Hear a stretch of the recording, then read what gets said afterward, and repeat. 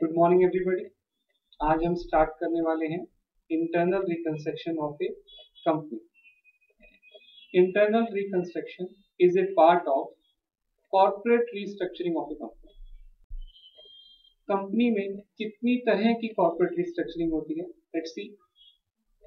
There are 4 types of corporate restructuring. First is amalgamation, second is absorption, third one is external reconstruction, and fourth is internal reconstruction. amalgamation क्या होता है? जब दो company मिलकर एक तीसरी कंपनी बनाते हैं, when two companies combine together to form a new company, that is called amalgamation. For example, A limited and B limited, ये दोनों मिलकर एक नई कंपनी बना लेते हैं, दैट इज सी लिमिटेड। तो ये क्या हो गया? दोनों मिल गई हैं, that is called amalgamation. For example, book bond India limited and Lipton India limited, दोनों ने मिलकर क्या बनाई? Book bond Lipton India limited. Next, absorption. Absorption का मतलब होता है जब एक कंपनी दूसरी को टेक ओवर कर लेती है। When one company is taken over by another company, that is called absorption. For example, A limited एक existing company है, B limited भी एक existing company है, और B limited ने A limited को absorb कर लिया। आप देख सकते हैं A limited और B limited मिलने के बाद भी उसका नाम क्या रहा? B limited. That means कि A limited is absorbed by B limited. तो मार्केट में जनरली छोटी छोटी कंपनीज को एब्जॉर्प्शन किया जाता है बड़ी कंपनीज के द्वारा टू अवॉइड कॉम्पिटिशंस। इसका भी एग्जांपल है, लेटेस्ट एग्जांपल है सत्यम कंप्यूटर सर्विसेज जो कंपनी है, उसको किसने एब्जॉर्ब किया? टेक महिंद्रा ने। Next is external reconstruction. External reconstruction होता है सिक कंपनीज का by forming a new company. अगर कोई सिक कंपनी है तो वो सिक कंपनी का मतलब होता है जिसके लॉसेस हैं, कंटिन्यूअस लॉसेस हैं, पास्ट लॉसेस हैं एंड फ्यूचर में ही लॉसेस आने की संभावना है, that is sick company. Sick company is a company whose accumulated losses are more than 50% of its paid up capital and free reserves. Okay. External reconstruction का मतलब क्या होता है? एक्सटर्नल रिकंस्ट्रक्शन मीन्स जब एक कंपनी बाहरी रूप से एक्सटर्नली रिकंस्ट्रक्ट हो जाती है और इंटरनली वो सेम रहती है, that is called external reconstruction of A sick company. Sick company मतलब बीमार कंपनी। नेक्स्ट, इंटरनल रिकंस्ट्रक्शन, जो आज का हमारा टॉपिक है। Internal reconstruction is also of sick company. Internal reconstruction भी हम किसका करेंगे? सिक कंपनी का। Internal reconstruction means reconstruction of a company by a scheme, under a scheme formulated by the directors of the company. Okay, हाँ जी देखिए,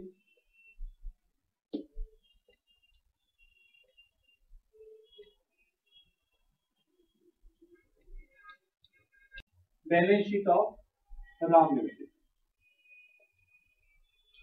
as on 31st March।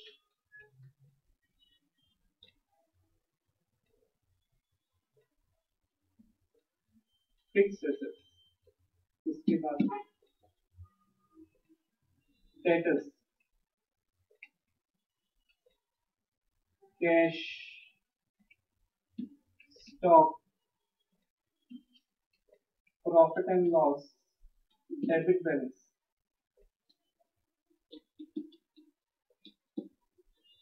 Equity share capital,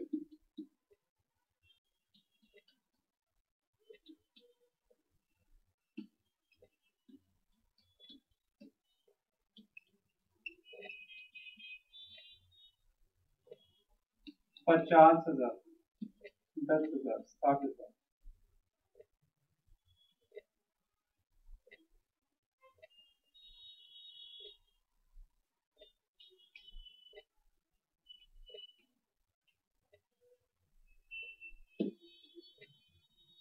हाँ जी देखिए, ये राम लिमिटेड की बैलेंस शीट है on 31 मार्च इसके पास assets हैं 20 के, कैश है 6 का, डेटर स्टॉक एंड लॉसेस हैं 30 के, इक्विटी शेयर्स हैं 5000 shares of 10 each, equity shares हैं 5000 shares of rupees 10 each 50,000 and creditors हैं 10,000। ये सारी फिगर्स 1000 में है, रुपीज इन 1000। हाँ जी, क्या ये कंपनी सिक कंपनी है? Yes sir. इसके लॉसेस 30,000 के हैं और इसकी कैपिटल 50,000 रुपए की है, जो कि इसकी लॉसेस का 50% से ज्यादा है। That's why it's a sick company. ये कंपनी बंद होने की कगार पे खड़ी है। इसके पास दो ही रास्ते हैं, या तो ये बंद हो जाए या ये फिर ठीक कर दी जाए। तो इस कंपनी को कौन ठीक करेगा और कैसे ठीक करेंगे? इस कंपनी को डायरेक्टर्स ठीक करते हैं एक स्कीम बनाकर। उस स्कीम में क्या लिखा होता है? अगर इक्विटी शेयर होल्डर्स अपना कुछ पोर्शन 10 रुपए में से 10 रुपए का एक शेयर, इक्विटी शेयर होल्डर्स अपना कुछ पोर्शन कम कर दे फेस वैल्यू का, तो ये नुकसान कम हो सकता है। कुछ पोर्शन क्रेडिटर्स कम कर दे, अगर डिबेंचर होल्डर्स हैं तो वो छोड़ दे, तो ये नुकसान आपका पूरा खत्म हो सकता है। आप एक दो एसेट्स की वैल्यू को भी डिवैल्यू कर सकते हैं। फॉर एग्जांपल लैंड की वैल्यू जनरली इंक्रीज होती है, तो दो तीन चीजों से, लायबिलिटीज और कैपिटल को कम करने से और एसेट्स एक दो एसेट्स को इंक्रीज करने से ये लॉस खत्म हो सकता है। तो ये स्कीम डायरेक्टर्स बनाते हैं to save the company from liquidation. Directors को ये स्कीम पास करानी होती है by special resolution in the general meeting of the company, और उसके बाद एक नो ऑब्जेक्शन सर्टिफिकेट लेना होता है from creditors and debenture holders of the company and BIFR. BIFR stands for Board of Industrial and Financial Reconstruction. And at last, the scheme must be approved by the court after submitting no objection certificates obtained from creditors, debenture holders, and BIFR. And then scheme is applied. तो देखते हैं scheme में क्या क्या बातें लिखी होती हैं।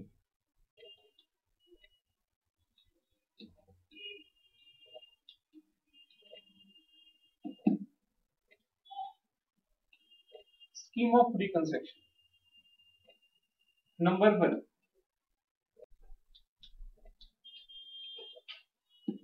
the paid up value of equity shares is to be reduced by 4 per share. The paid up value of equity shares is to be reduced by 4 per share. Number 2,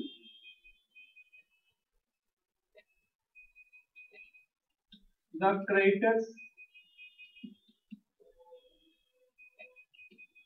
agreed to waive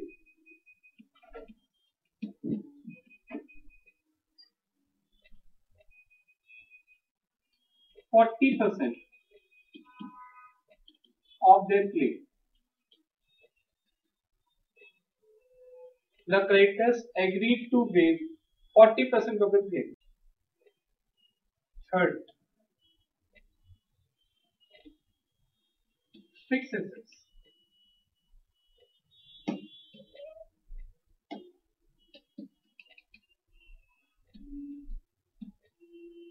Fixed assets are revalued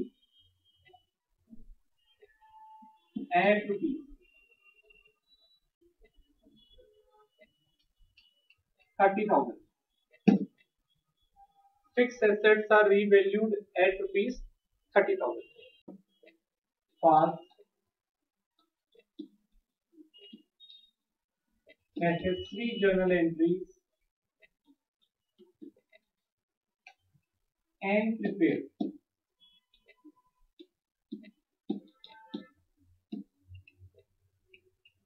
revised balance sheet of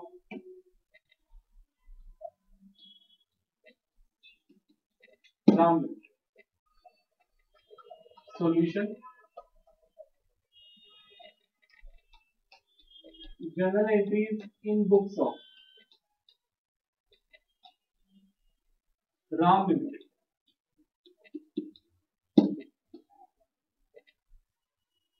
हाँ जी, entries pass करने के लिए हम एक temporary account का use करते हैं, that is capital reconstruction account. Capital reconstruction एक नॉमिनल अकाउंट है।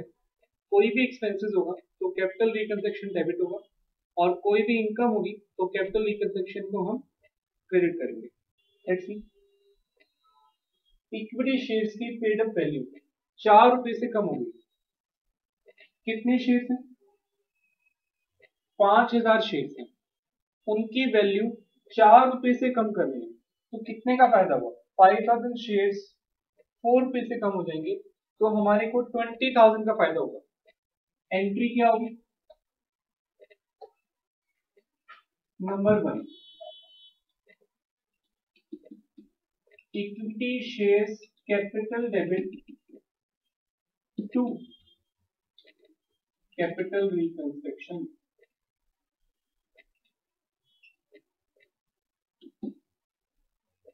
B, paid up value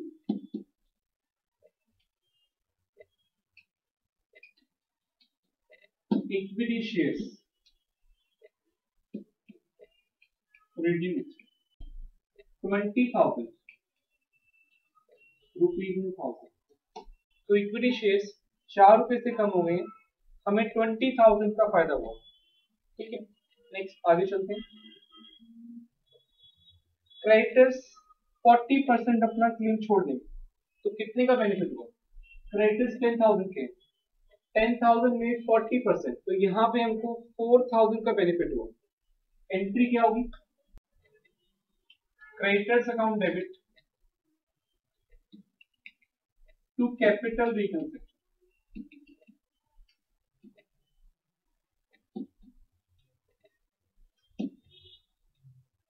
4,000। जैसे मैंने पहले बताया, कैपिटल रिकंस्ट्रक्शन एक नॉमिनल अकाउंट है, हमें बेनिफिट हो रहा है तो कैपिटल रिकंस्ट्रक्शन क्रेडिट होगा, और लायबिलिटी कम हो रही है तो क्रेडिटर्स डेबिट होगा।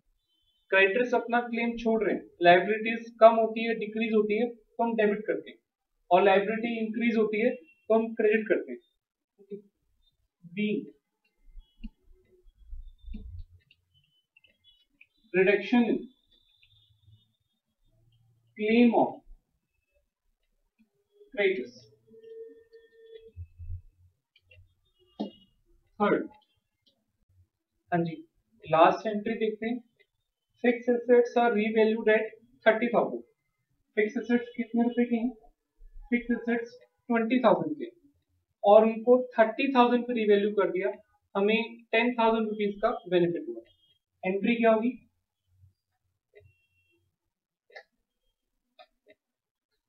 Last, third, fix assets account debit to capital reconstruction account 10,000। Being fixed assets revalue। Last entry आपको खुद करनी है। इस लॉसेस को खत्म करने की एंट्री, प्रॉफिट एंड लॉस के घाटे को पूरा खत्म करना है with the help of capital reconstruction account. Capital reconstruction account में कितना बैलेंस है हमारे पास? 20,000, 4,000 एंड 10,000, 34,000। इस 34,000 से हम प्रॉफिट लॉस के डेबिट बैलेंस को पूरा खत्म करेंगे।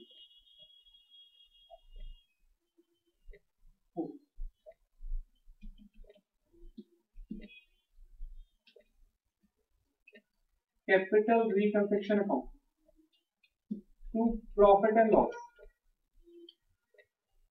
डेबिट बैलेंस 34, 30, 4,000 का डिफरेंस आ गया। 34,000 का कैपिटल रिकंस्ट्रक्शन है, प्रॉफिट एंड लॉस 30,000 का है, 4,000 का जो डिफरेंस है उसको हम कहाँ ट्रांसफर करते हैं? Capital reserve. 4,000 should be transfer to capital reserve. 4,000 का जो प्रॉफिट है that is a capital profit, it must be transfer to capital reserve. Okay, being losses written off.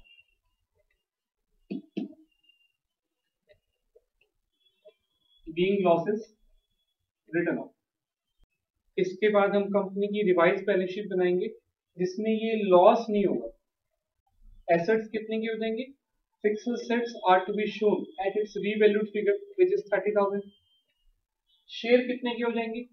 Shares आपका 4 रुपीज से कम हो जाएगा, यानी 5,000 इंटू 6 पर शेयर 30,000 की इक्विटी शेयर्स हो जाएंगे. क्रेडिटर्स कितने के हो जाएंगे? क्रेडिटर्स ने 40% क्लेम छोड़ दिया तो क्रेडिटर्स आपके 6,000 रुपीज के हो जाएंगे. और कैपिटल रिजर्व जैसे अभी डिफरेंस आया था लास्ट एंट्री में, उसको भी हम दिखाएंगे under the head reserve and surplus. तो रिवाइज बैलेंस शीट जो हम बनाएंगे that must be according to the revise schedule 6. आप सबको फॉर्मेट्स आना चाहिए रिवाइज शेड्यूल 6 का. कंपनी की जब भी बैलेंस शीट बनाएंगे we should use revise format of schedule 6.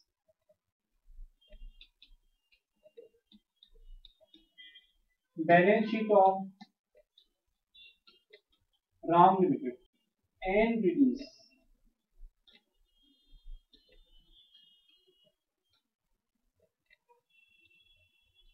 as first of it.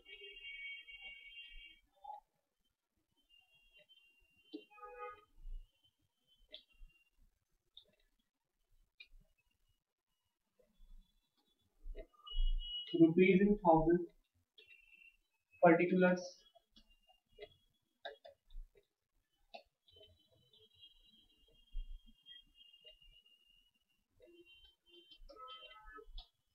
Equity and liabilities.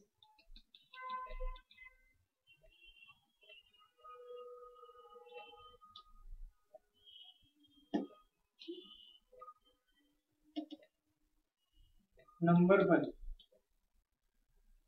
shareholders fund. A part is share capital. B part is reserves and surplus. Note number 1 2. Revise format में हम note number डालते हैं, इनकी details हम notes पे देंगे. Work it's like working notes. Number 2, share application money pending allotment. Number 3,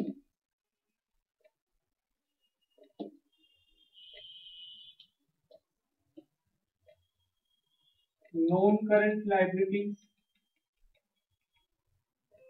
Number 4 is current liability.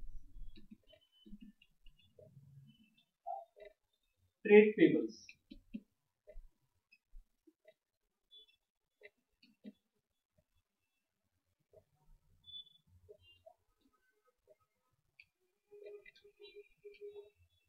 Application of funds.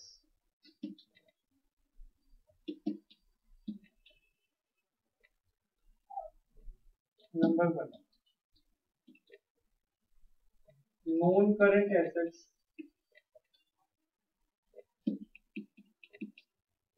fixed assets, tangibles, current assets, trade receivables,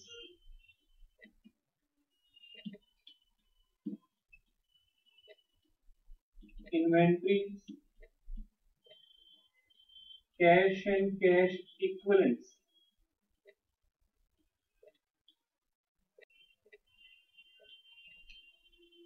Total.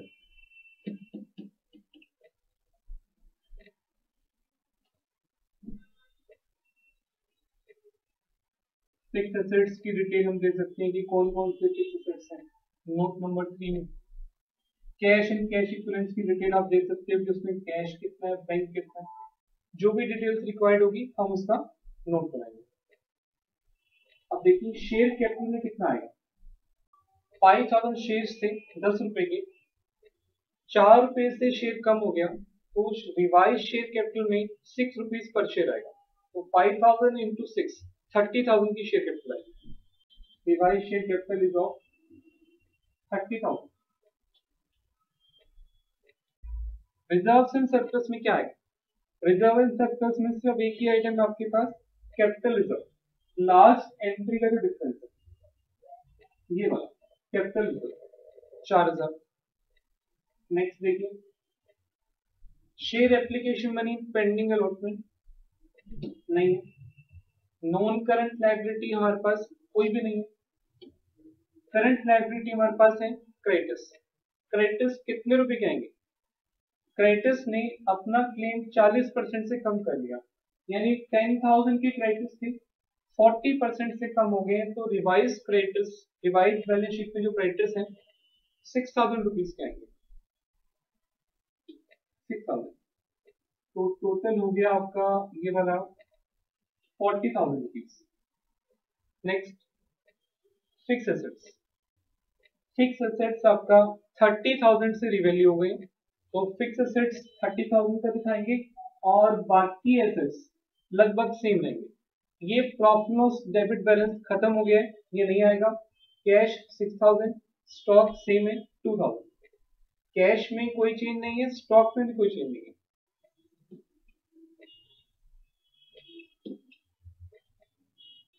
Total is 40,000।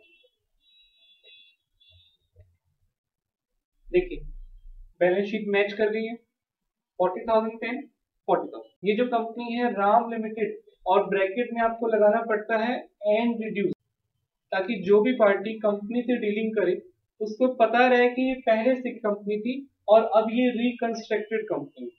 Okay, बाकी इन सब heads की details आप working note में दे सकते हैं, जैसे share capital में authorise, issued, subscribe. Reserve and surplus में कैपिटल रिजर्व हमारे पास 4,000 रुपए का है। फिक्स एसेट्स में हमारे पास लैंड है, बिल्डिंग है, क्या है वो आप बता सकते हैं। कैश एंड कैश इक्विवेलेंट्स में कैश कितना है, बैंक कितना है, ये आप बता सकते हैं। ओके, नेक्स्ट क्लास में हम इसके एडवांस क्वेश्चंस करेंगे। आज हमने सिर्फ बेसिक्स कवर किया है इंटरनल रिकंस्ट्रक्शन का। Thank you.